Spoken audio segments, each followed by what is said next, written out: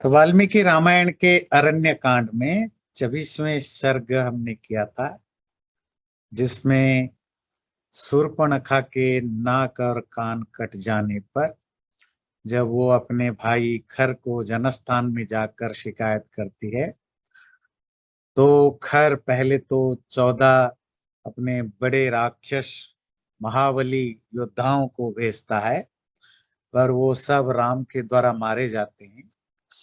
उसके बाद शूर्पणखा के भड़काने पर खर अब खुद स्वयं युद्ध करने के लिए निकला, 14,000 राक्षस सैनिकों के साथ। राक्षसों के आने का आभास पाकर के राम ने लक्ष्मण से कहा कि आप सीता को लेकर पास में किसी गुफा में ले जाओ, और गुफा ऐसी गुफा जिसके सामने पेड़ और झाड़ियां हो, मतलब वो दिखाई ना दें, और मैं अकेले यहाँ युद्ध करूंगा। तो लक्ष्मण के कुछ कहने पर राम ने कहा, आप मेरी बात सुनो, आप बस सीता का ध्यान रखो, इसको किसी गुफा में छुपा के आप खुद में ही रहो। तो सीता के चले जाने पर और सही जगह पर उनको रख लेने पर के बाद राम बहुत निश्चिंत हुए, टेंशन फ्री हुए। तो फिर उन्होंने अपनी युद्ध की तैयारी की, जो आर्मर वगैरह पहनना था, कवच पहनना था, धनु बाण भाला छुरी, जो भी लड़ाई के लिए अपने बॉडी को, अस्त्र शस्त्र को जहां जहां रखना था, वो सब तैयारी करके और धनु में प्रत्यंचा लगा करके खड़े रहे, उनको वेल प्रिपेयर्ड होकर खड़े रहे। उधर खर अपने 14,000 सैनिकों के साथ, जो उनकी सेनापति है, बहुत सारे सेनापति हैं, उनमें जो सबसे प्रमुख सेनापति है दूषण, दूषण की लीडरशिप में वो आगे बढ़ रहे हैं, और वो खुद रथ में बैठे हैं और उनके बाकी सेनापति लोग भी रथ में ही है, और सैनिकों के साथ वो आ रहे हैं। आने के बाद जब सामने दूर से राम दिखाई देने लगा, तो खर के आदेश पर राक्षस सैनिकों ने बाण छोड़ना शुरू किया। कोई बाण, कोई पत्थर, कोई पेड़, कोई गदा, जिसके पास जो था वो शुरू किया। और राम उसके लिए तैयार थे। राम और उनके बीच में लड़ाइयां होनी शुरू हुई। शुरू शुरू में क्योंकि इतने सारे सैनिक हैं, राम अकेले हैं, although he had his armors, और उनके पास डिवाइन वेपन्स भी बहुत थे। तो क्योंकि बहुत सारे सैनिक हर तरह से आक्रमण कर रहे थे, तो उनके पर पूरे शरीर में घाव हो गया, खून बहने लगे, पूरा शरीर खून से एक तरह के लथपथ था। तब राम को बहुत, अब धीरे धीरे धीरे, एक होता है ना युद्ध में, आपको वो एक गुस्सा का एक एक एक वो इंटेंसिटी बढ़ती जाती है। जब बहुत ज्यादा गुस्से में राम भर गए, तो उन्होंने प्रॉपर लड़ाई करना शुरू की, और उसमें उन्होंने हजारों हजारों सैनिकों को, उनके पास दो ऋषियों के द्वारा दिए गए जो दिव्यास्त्र थे, तो उनसे उन्होंने काफी सैनिकों को मारा। और सेनापति दूषण की लीडरशिप में ये लड़ाई चल रही थी। और इन लड़ाई को मैं आप डिटेल में लड़ाइयों को एक एक करके वर्णन नहीं जाना, इसलिए मैंने सर्ग बाय सर्ग इसको थोड़ा समराइज्ड कर दिया। अगर आपको लड़ाई में मजा है जानने का, तो हम जब लंका कांड होगा तो वो सबसे बढ़िया लड़ाई का सीन आप वहां देखेंगे, क्योंकि सेम चीजें रिपीट होगा, किसी ने कैसे मारा, क्या बोला, वो तो सेम टाइप की है। तो हम लंका कांड में, वो युद्ध कांड में वो डिटेल में देखेंगे। तो मैंने इसलिए युद्ध को यहाँ स्किप कर दिया, किसी ने क्या मारा, उसके बदले में कौन क्या मारा, वो same thing will be repeated. पर बाद में, काफी युद्ध के बाद में, राम के द्वारा दूषण मारा गया। दूषण की मृत्यु समाचार को जान करके खर बहुत गुस्से में भर गया। तो उसने अपने जो सबसे, जिसको कहना, जो सबसे क्लोज कमांडो, सबसे जो महाबली योद्धा है, उन सबको भेजा। और एक तरफ हजारों सैनिक हैं, और एक तरफ राम अकेला। तो वाल्मीकि लिखते हैं, एकेन रामेण मानुषेण पदातिन। एक तरफ बड़े पावरफुल राक्षस सैनिक इतने सारे, और इस तरफ अकेला इंसान मनुष्य राम, वो भी पैदल लड़ाई कर रहा है।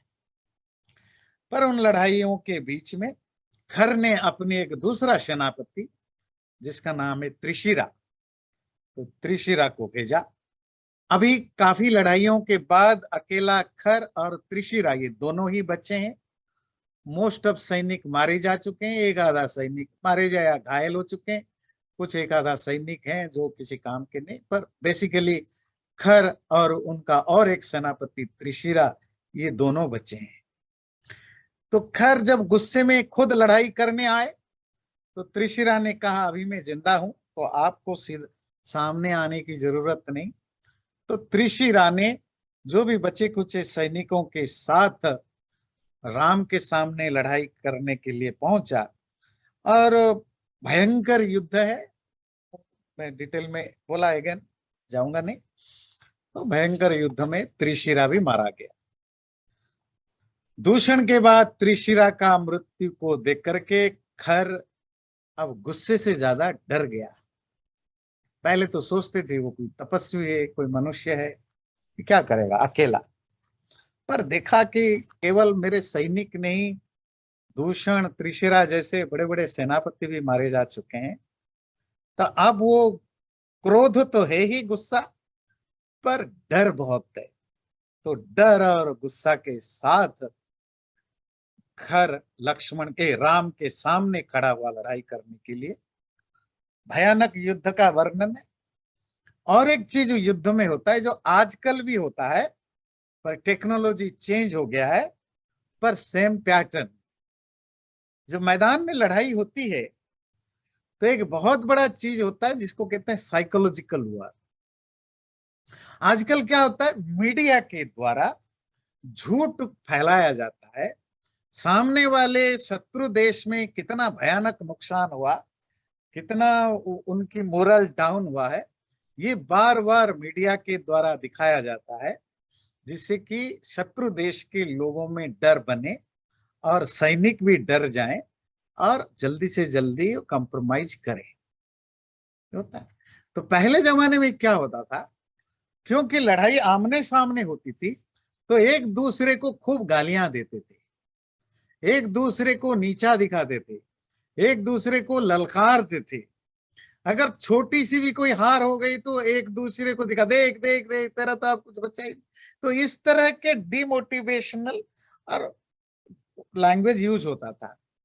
तो यहां भी हुआ है, पर अगेन आई स्किप्ड इट, क्योंकि आपको युद्ध का मजा लेना है तो युद्ध कांड में ही लीजिए। छोटे छोटे युद्ध लेकर आप क्या करेंगे, वो वही है। तो यहाँ भी वही राम और खर के बीच में खूब वाक युद्ध, मतलब वाणियों में एक दूसरे को नीचा दिखाना, गालियां देना, निंदा करना, बुराई दिखाना, उनको छोटा दिखाने की कोशिश करना, खूब राम और खर के बीच में होता है। और जैसे जैसे एक दूसरे को नीचा दिखाना और एक दूसरे की गालियां देना होता है, तो दोनों के अंदर गुस्सा और प्रबल होता है। और इस तरह प्रबल युद्ध के बीच में खर भी मारा जाता है, खर का भी वध होता है।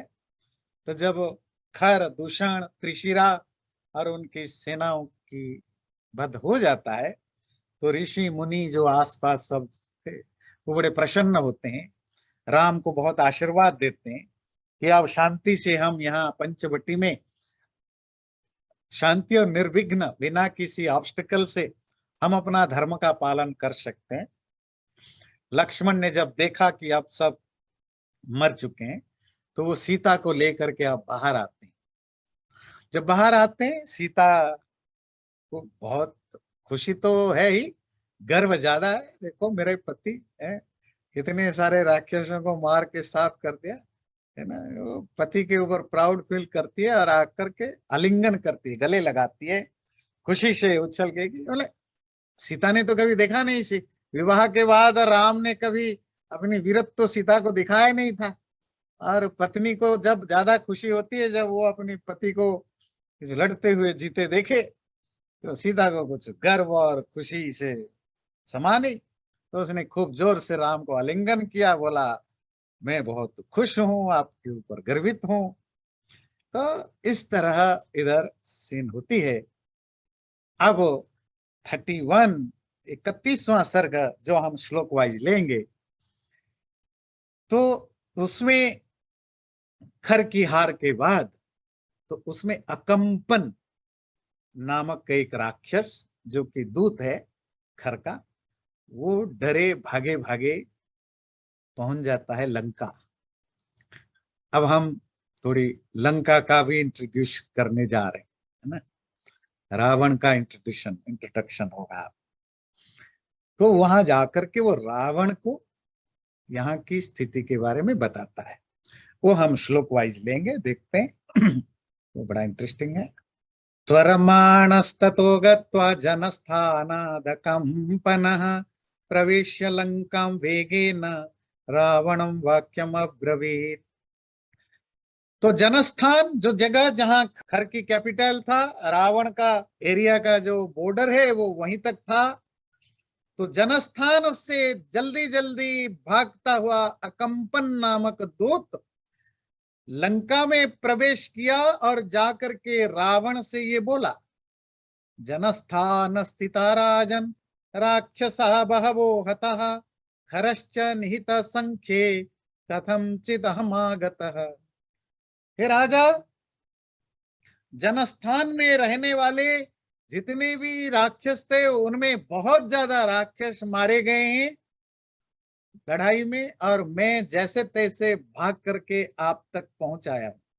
एवं मुक्तो दशग्रीवः क्रुद्धः संरक्तलोचनः अकम्पनमुवाचेदं निर्दहन्निव चक्षुषा केन रम्यं जनस्थानं हतं मम परासुना को हि सर्वेषु लोकेषु गतिम चाधिगमिष्यति। अकंपन के द्वारा ऐसी बात कहे जाने पर गुस्से में लाल लाल आंख वाले 10 दर वाले रावण ने जलते हुए आंखों जैसा बना करके अकंपन से बोला, कौन है वो दुष्ट जिसको अपने जान से प्यार नहीं है, वो मेरा वो खूबसूरत जनस्थान को उजाड़ लिया। वो कौन है जिसको ये तीनों लोगों में कहीं भी रहने की इच्छा नहीं है। नहीं में विप्रियम कृत्वा शक्यम मघवता सुखम प्राप्तुम वैश्रवणेनापि न यमेन न विष्णुना।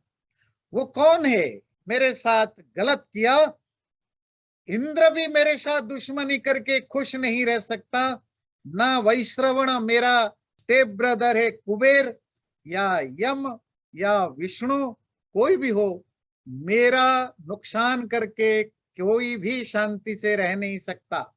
तो ये कौन है जिन्होंने मेरा नुकसान किया। कालस्य चाप्यहम कालो दहेयमपि पावकम मृत्युम मरण धर्मेण संयोजयितुमुत्सहे। मैं काल का भी काल हूं, मैं आग की तरह किसी को भी जला सकता हूं, मैं मौत का भी मौत को भी मार सकता हूं, तो मैं कुछ भी कर सकता। दहेयमपि संक्रुद्ध तेजसा आदित्य पावको। मैं गुस्से में आ जाऊं, आग और सूरज को भी जला सकता हूं। वातस्य तरसा वेगम निहंतुम अहम उत्सहे। मैं जब दौड़ने लगूं तो हवा की वेग को भी रोक सकता हूं। तथा क्रुद्धम दशग्रीवम कृतांजलि रकंपनः भयात संदिग्धया वाचा रावणम याचते भयम। ये सब देख करके अकंपन बेचारा घबराया। वो बेचारा दूत है, मैसेंजर है। तो उसने हाथ जोड़ के वो गुस्साए हुए दशग्रीव रावण से बोला कि महाराज मुझे अभय दीजिए। अभय समझते हैं, मतलब मुझे नहीं मारेंगे ऐसा आप आश्वासन दीजिए। और हर मैसेंजर जो होता है ना, दूत, जब भी वो बुरा मैसेज लेकर जाता है राजाओं से पहले अभय मांगता है। अभय समझते हैं ना कि आपको डरने की जरूरत नहीं। क्यों? अब वो तो डेमोक्रेसी तो था नहीं, राजा को कभी भी गुस्सा है, जो सामने पड़ा उसको मार डालो। वे दूत ने बोला महाराज आपके शत्रु आपके ऊपर आक्रमण कर चुके हैं। राजा को गुस्सा आया और वही तलवार निकाला, जिसने मैसेज दिया पहले उसी को ही मार डाला। तो इनकी लाइफ हमेशा खतरे में होता है। और किससे ज्यादा खतरा? अपने ही राजा से ज्यादा खतरा होता है। तो अकंपन ने कहा महाराज मुझे अभय दीजिए तो मैं कुछ बोलूं ठीक से। दशग्रीवो अभयम तस्मै प्रददौ रक्षसां वरः सविस्रब्धो अब्रवीत वाक्यम असंदिग्धम अकंपनः। तो दशग्रीव रावण ने अकंपन को अभय दिया, तब वो शांत होकर के, है ना, प्रॉपर कॉन्फिडेंस के साथ अब उसने बोला, अकंपन ने, पुत्रो दशरथस्यास्ति सिंह संभननो युवा रामो नाम वृषस्कंधो वृत्तायत महाभुजः वीरः पृथु यशस्श्रीमान् अतुल्य बल विक्रमः हतं तेन जनस्थानं खरश्च सहदूषणः। महाराज वो दशरथ का बेटा राम है, वो शेरों को भी मार सकता है, इतना बलवान है, उसका नाम राम है। बड़े बड़े कंधे हैं, बड़े मजबूत कंधे हैं, बड़ी बड़ी आंखें और बड़ी बड़ी भुजाएं वाले, बहुत वीर है। पृथुयश उसका बहुत नाम है। श्रीमान देखने में भी बहुत सुंदर है। अतुल्य बल विक्रम, उसकी जो जो माइट है, पावर और विक्रम और जो उसकी साहस है, ये अनइक्वल है, उसका कोई कंपैरिजन नहीं है। उसी राम ने ही जनस्थान में खर दूषण सहित राक्षसों का वध किया है। अकंपन वच श्रुत्वा रावणो राक्षसाधिपः नागेन्द्र इव निश्चित्य वचनम चेदम अब्रवीत् ससुरेन्द्रेण संयुक्तो राम सर्वामरैः सह उपयातो जनस्थानम ब्रूहि कच्चिद अकंपन। अकंपन की ये बात सुन करके राक्षसों का राजा रावण हाथी जैसे सांस लेता है, ऐसे लंबे सांस लेकर के उसने पूछा कंपन को, क्या वो राम देवराज इंद्र के साथ लड़ाई करने आया था? रावण को लगता है ये राम नाम का व्यक्ति जिसका नाम मैंने कभी नहीं सुना, सारी दुनिया में जीतता हूं, ये कहां से लड़का पैदा हो गया राजकुमार, तो अकेले तो नहीं मार सकता, जरूर उसने सुरेंद्र के साथ मिल करके जरूर आया होगा। तब उसने पूछा, रावणस्य पुनर्वाक्यम निशम्य तदकंपनः आचचक्षे बलम तस्य विक्रमम च महात्मन। इस तरह रावण की प्रश्न को सुनकर के अकंपन ने दोबारा बोला कि उस महात्मा राम का क्या बल है और क्या विक्रम है। बल मतलब माइट, उसकी जो शक्ति, और विक्रम कहते हैं जो उसकी पराक्रम है, जो उसकी साहस है। बोला एक चीज जरूर ध्यान रखिए, वाल्मीकि रामायण में राम के बारे में कोई कुछ भी बोलता है, हर जगह उसके लिए शब्द क्या आता है, महात्मा या धर्मात्मा। ये दोनों शब्द राम के सबसे पॉपुलर एडजेक्टिव है वाल्मीकि रामायण, या तो महात्मा या धर्मात्मा।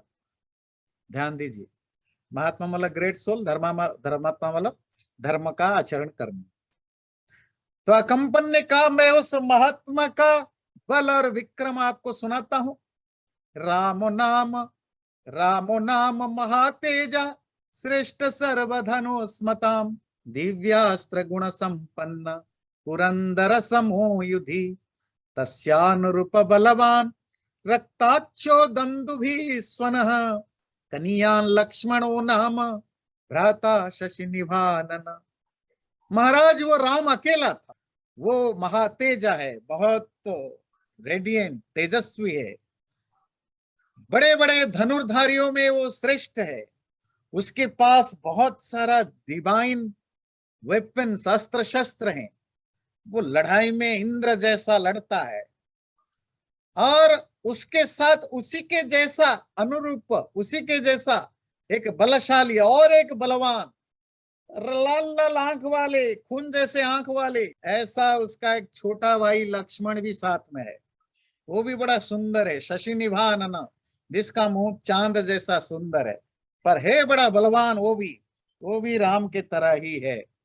सतेन सह संयुक्त पावकेना नीलो यथा श्रीमान राजवरस्तेन जनस्थानम निपातितम।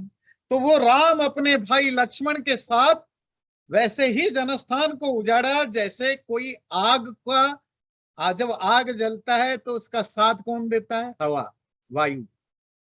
आपको पता है ना, आग जितना जोर से जलेगा उतना वायु तेज होता है, और वायु जितना तेज होता है आग और फैलता है।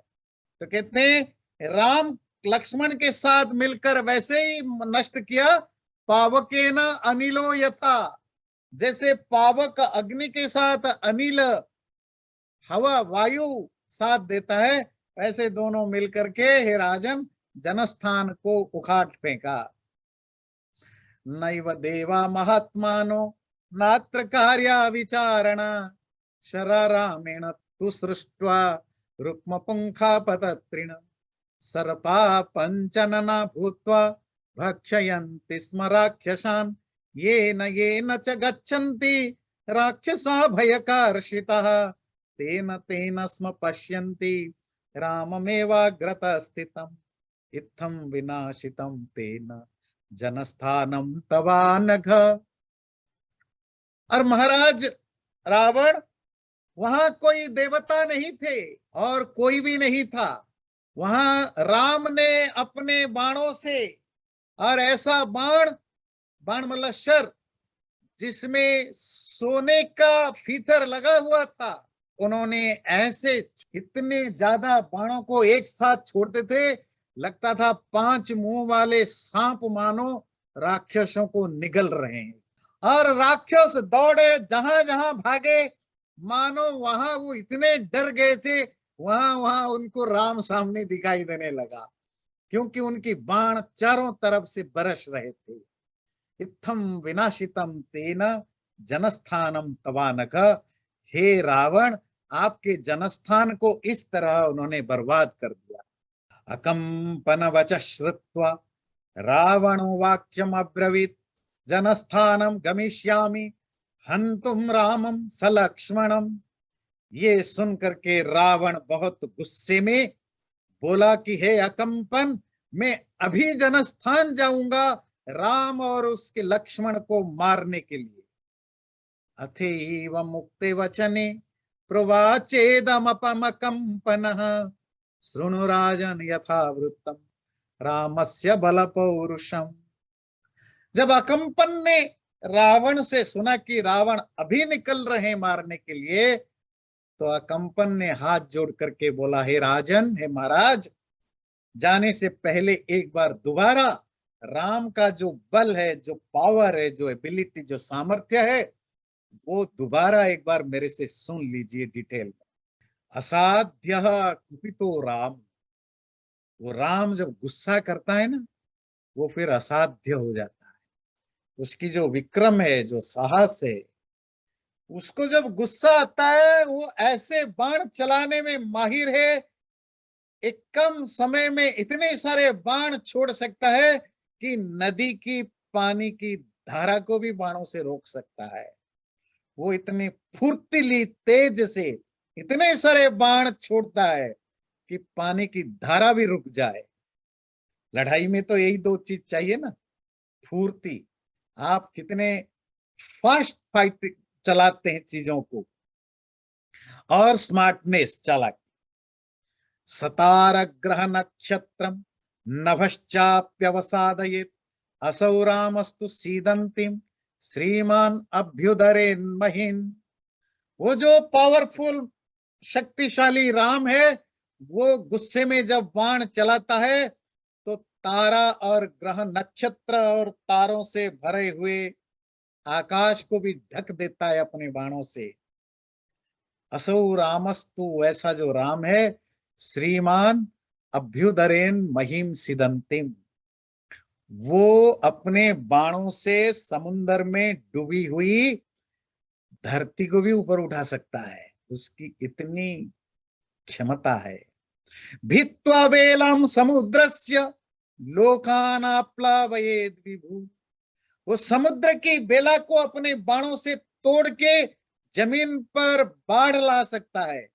वेगम वापि समुद्रस्य वायुम वा विधमेत सरैहि, वो अपने बाणों से हवा का वेग को भी रोक सकता है, समुंदर का रास्ता भी, समुंदर की वेग को भी रोक सकता है। समृत्य वह पुनर्लोकान विक्रमेण महायशः सतः पुरुष व्याघ्र सृष्टुम पुनरपि प्रजा। वो बहुत सारे नगरों को, शहरों को या लोगों को उजाड़ सकता है और दोबारा उनको वहां बसा भी सकता है। नहीं रामो दशग्रीव शक्यम जेतुम त्वया युधि। इसलिए हे दशग्रीव, ग्रीव कहते हैं नेक, गला, 10 गला वाले रावण, आप लड़ाई में कभी भी राम को जीत नहीं सकते। रक्षसाम वापि लोके न स्वर्ग पाप जने। जो एग्जाम्पल दिया वो बड़ा इंटरेस्टिंग, ध्यान रखिए। जैसे कोई पापी व्यक्ति कभी स्वर्ग नहीं जा सकता, इसी तरह राम को कोई राक्षस हरा नहीं सकता। राम की बात तो ठीक है, जो एग्जाम्पल दिया वो नोट करिए। क्या कोई पापी व्यक्ति जैसे कभी भी इवन ड्रीम में भी स्वर्ग नहीं जा सकता, ये इंटरेस्टिंग। पाप करने वाला कितना भी पूजा पाठ दान धर्म करे, स्वर्ग नहीं है उसके लिए, है ना। उसी तरह राम को आप कभी हरा नहीं सकते हो। न तम बध्यमहम मन्ये सर्वे देवासुरैरपि अयम तस्य वधोपाय स्तन ममैकमना शृणु। उसको कोई नहीं मार सकता, पर उसको वध करने का एक ही उपाय है मेरे पास। आप ध्यान से वो सुनिए, राम को कैसे मारा जा सकता है। कैसे मारा जा सकता है, रावण ने पूछा तो उसने बोला, भार्या तस्योत्तमा लोके सीता नाम सुमध्यमा श्यामा समविभक्तांगी स्त्री रत्नम रत्न भूषिता। बोले उसकी एक पत्नी है, उसका नाम सीता है, बहुत सुंदर है, पूरे दुनिया में ढूंढो तो नहीं मिलेगा। सुमध्यमा, जिसकी कमर बहुत पतली है, श्यामा, सांवली है, सुविभक्तांगी, हर अंग को जैसा होना चाहिए बिल्कुल वैसा ही अंग है। मतलब बिल्कुल जिसको कहते हैं ना, परफेक्ट स्त्री है। मानो स्त्रियों में वो रत्न है, जेम है, और वो ऊपर से भी फिर ऑर्नामेंट है, अलंकार पहन रखी है उसकी पत्नी। नैव देवी न गंधर्वी न अप्सरा नापि दानवी तुल्या सीमंतिनी तस्या मानुषीषु कुतो भवेत्। कोई देवी भी उसके जैसा नहीं होगी, कोई गंधर्व पत्नी भी इतनी सुंदर नहीं होगी, कोई अप्सरा भी इतनी सुंदर नहीं होगी, कोई राक्षसी भी इतनी सुंदर नहीं होगी। मनुष्यों में क्या कहें, वो सीमंतिनी, मैरिड, जिसकी जो सिंदूर या जो तिलक लगा रखी है, ऐसी जो सीता, उसके जैसा सुंदर आकर्षक कोई हो ही नहीं सकता उसकी पत्नी। तो फिर क्या करूं, ये सब मुझे क्यों सुना रहे हो। तस्यापहर भार्याम त्वम प्रमथ्यतु महावने। आप जाओ जंगल में, डिसाइडफुली छल करके उसकी पत्नी को हर लो। सीतया रहित कामी, और वो सीता के बिना, सीता के बिना वो सीता से प्यार करने वाला राम अपने आप जीवितम हास्यति, अपनी जान दे देगा, मारने की क्या जरूरत है, उसको मार ही नहीं सकते। रावण को ये बात बड़ी अच्छी लगी, दोनों हाथ में लड्डू, उसकी पत्नी भी मिल जाए, राम भी मर जाए। अरोचयत तद्वाक्यम रावणो राक्षसाधिपः चिंतयित्वा महाबाहु रकंपनमुवाच। अकंपन की ये बात रावण को बड़ा अच्छा लगा, उसने सोचा इस बारे में, सोच करके उसने अकंपन से बोला, बाढ़ हम जरूर, श्योर, काल्यम गमिष्यामि, कल सुबह ही जाऊंगा, ही एक सारथिना सह, अकेला जाऊंगा सारथी के साथ, आनयिष्यामि वैदेहीम इमाम, और इस वैदेही को, विदेह की कन्या सीता को मैं उठा के लाऊंगा, हृष्टो महापुरी, कहा लाऊंगा, अपने यहाँ महापुरी में, लंका की हमारी जो राजधानी है, यहाँ उठा करके लाऊंगा, इस सिटी में। अथैव त्वा प्रययौ खरयुक्तेन रावणः रथेनादित्य वर्णेन दिशा सर्वा प्रकाशयन्। ऐसा बोल करके रावण चल पड़ा अपने रथ लेकर के, और वो रथ, वो जैसे घोड़े से चलता है ना, रावण के रथ गधों से चलते थे, तो गधों को जोड़ करके उस रथ से, जो कि सोने का रथ था और सूरज जैसा चमकता था, ऐसे सूरज जैसा चमकते हुए रथों में गधों को जोड़ करके वो चल पड़ा। सरथो राक्षसेन्द्रस्य नक्षत्रपथगो महान् संचार्यमाण शुशुभे जलदे चंद्रमायुव। राक्षस राज रावण का वो रथ मानो आकाश में तारों के रास्ते पर उड़ रहा हो, जैसे चंद्रमा बादलों के बीच में चलता है, वैसे रथ आकाश में चलते हुए पहुंच गया। कहां पहुंचे? समारिचाश्रमं प्राप्य ताटकेयमुपागमत् मारीचेनार्चितो राजा भक्ष्य भोज्यैरमानुषै तं स्वयं पूजयित्वा तु आसनेनोदकेन च अर्थोपहितया वाचा मारीचो वाक्यमब्रवीत्। रावण अपने रथ सारथी को लेकर जनस्थान पहुंचा। जनस्थान के पास में ही मारीच राक्षस का आश्रम है, और वो मारीच कौन है? ताटकेय है, ताटका का बेटा है। और उस आश्रम में जब पहुंचा, मारीच ने रावण की खूब सत्कार किया, अच्छे अच्छे खाना पीना, जो भी अच्छी अच्छी तरह के खान पान उनको दिया, बैठने के लिए जगह दी, पीने के लिए पानी दिया, और बड़े सम्मान पूर्वक सत्कार करके मारीच ने रावण से पूछा। इसमें एक चीज बोलना है, फिर आगे बढ़ेंगे। मारीच कौन है? एक तो है तो रावण का अपना ही एक कमांडर है, पर वो ताटका का बेटा है। ताटका समझ याद आ रहे? आपने शुरू के बालकांड में आपने पढ़ा था, जब विश्वामित्र राम और लक्ष्मण को साथ ले गए थे राक्षसों का जो उपद्रव है, उत्पात है, उसे बचाने के लिए। तो वहां उन्होंने बहुत सारे राक्षसों को मारा था, और वहां जो सबसे बड़ी राक्षसी थी वो ताटका थी। वो भी रावण की कमांडर थी, और वो अयोध्या के पास एक दूसरे दिशा में वो रहा करती थी। वो मर गई थी राम के द्वारा। मारीच जानता है, और मारीच उसी का बेटा है, जो जनस्थान के आसपास अपना छोटा सा कुटिया बना के रहता है। जनस्थान में तो जो गवर्नर था, जो चलाने वाला, वो खर था, उसकी अपनी सेनापति थे। मारीच अकेले एक अपना घर बना के रहता था। रावण वही मारीच के पास पहुंचा। मारीच भी रावण का ही अपना एक स्पाई कहिए, गुप्तचर कहिए, हिडन कमांडर कहिए रूप में था। मारीच के पास पहुंचता है तो मारीच उसका सत्कार करता है। तब वो रावण से पूछता है, आपका आना यहाँ अचानक कैसे हुआ? कचित सुकुशलम राजन लोकानाम राक्षसेश्वर आशंके नाथ जाने त्वम यतस्तूर्णमिहागत। हे राक्षसों का राजा रावण, सब कुशल तो है, सब सही तो है, मुझे डाउट हो रहा है। जिस तरह आप भागे भागे यहाँ पहुंचे हो, तो मुझे लगता है कुछ गड़बड़ है। एवं मुक्तो महातेजा मारीचे न स रावण ततः पश्चादिदं वाक्य मब्रवीत वाक्य को विदः।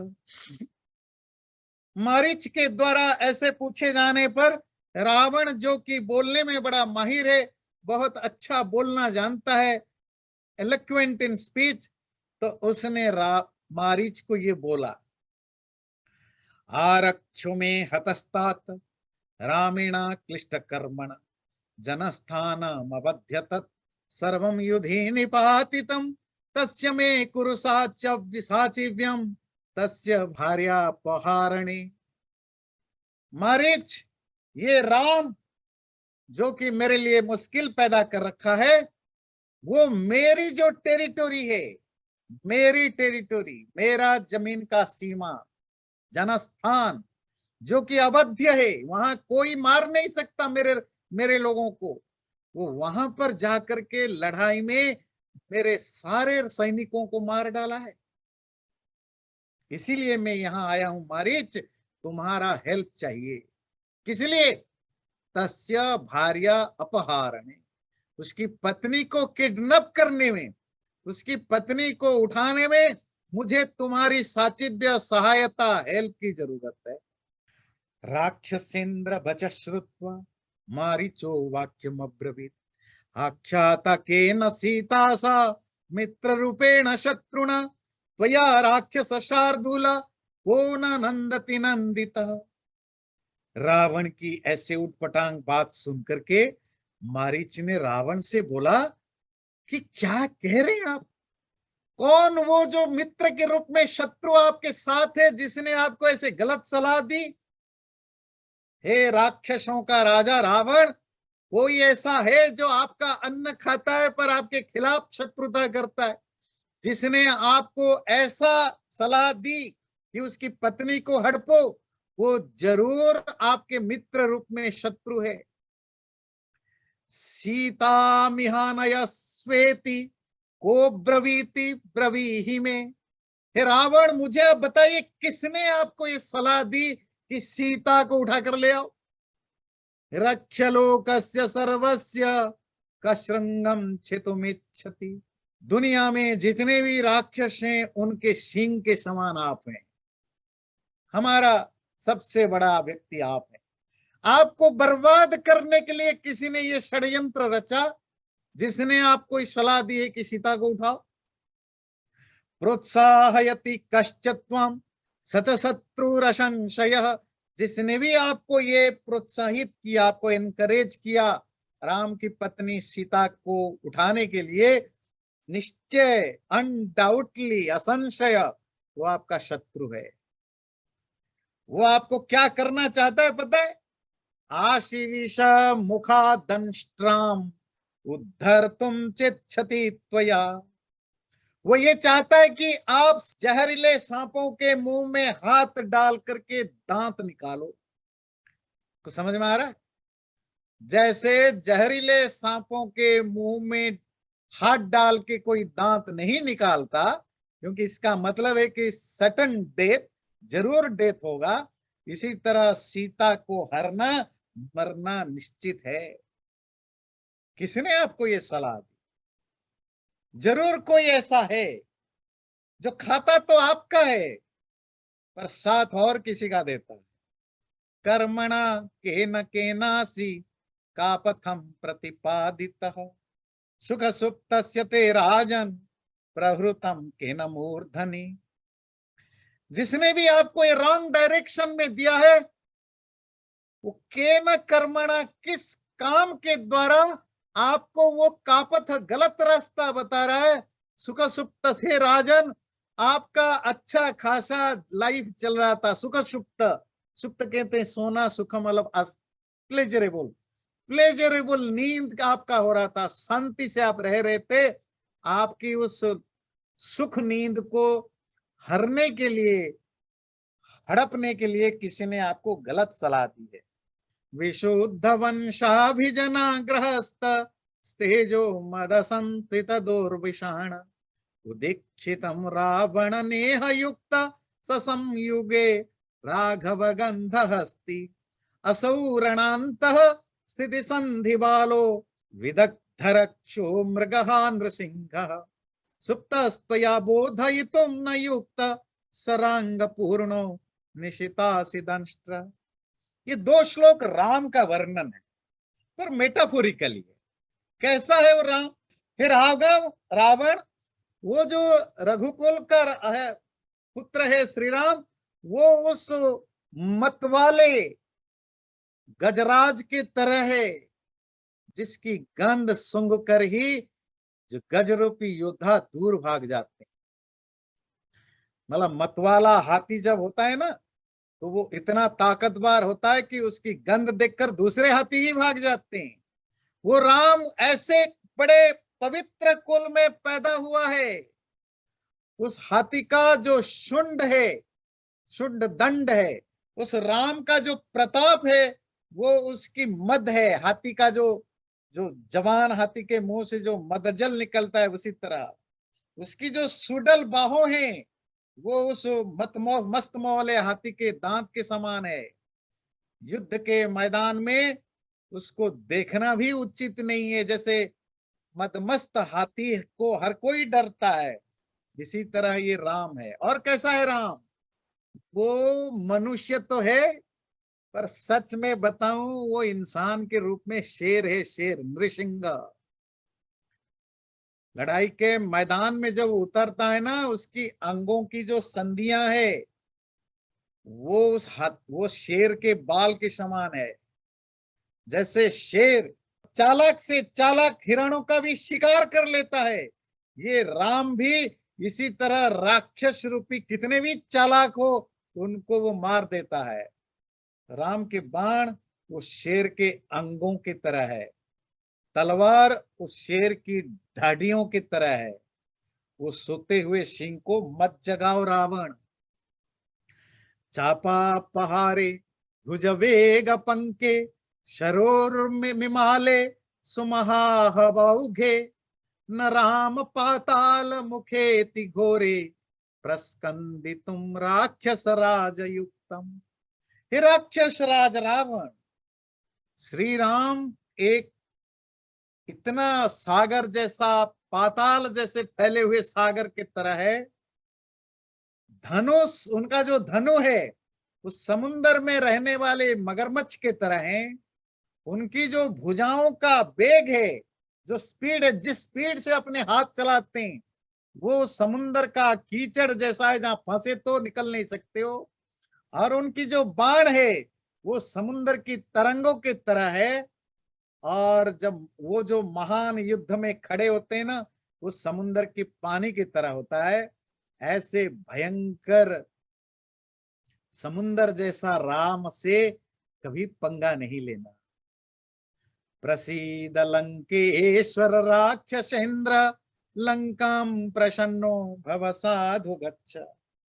इसीलिए हे लंका का ईश्वर, ईश्वर मतलब राजा, हे लंका का राजा, राक्षसों में श्रेष्ठ रावण, प्रसीद, प्रसन्न हो जाओ, खुश हो जाओ।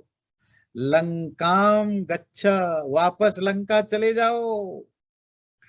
त्वम स्वेषु दारेषु रमस्व, जाओ अपने पत्नियों के साथ एंजॉय करो लाइफ को।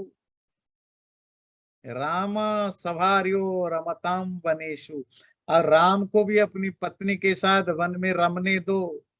छेड़ो मत उस मधुमक्खी के छाते को, छेड़ो मत वो फायर एंट की घोंसले को, बहुत बर्बादी हो जाएगी। तुम जाओ अपने पत्नियों के साथ एंजॉय करो, राम को छोड़ दो अपनी पत्नी के साथ रहना। एवं मुक्तो दशग्रीवो मारीचेन स रावणः न्यवर्तत पुरीं लंकां विवेश च गृहोत्तम। मारीच के ऐसे समझाए जाने पर रावण समझ गया और वो चुपचाप लंकापुरी को वापस चला गया और अपने खूबसूरत घर में प्रवेश कर गया। मारीच के समझाने पर रावण वापस चला गया। आया तो था वो बदमाश दूत के भड़काने पर, उसकी पत्नी को हड़पने के लिए, पर मारीच के समझाने पर तो वापस चला गया। चैनल को सब्सक्राइब जरूर करें और वीडियो अच्छा लगे लाइक भी जरूर करें।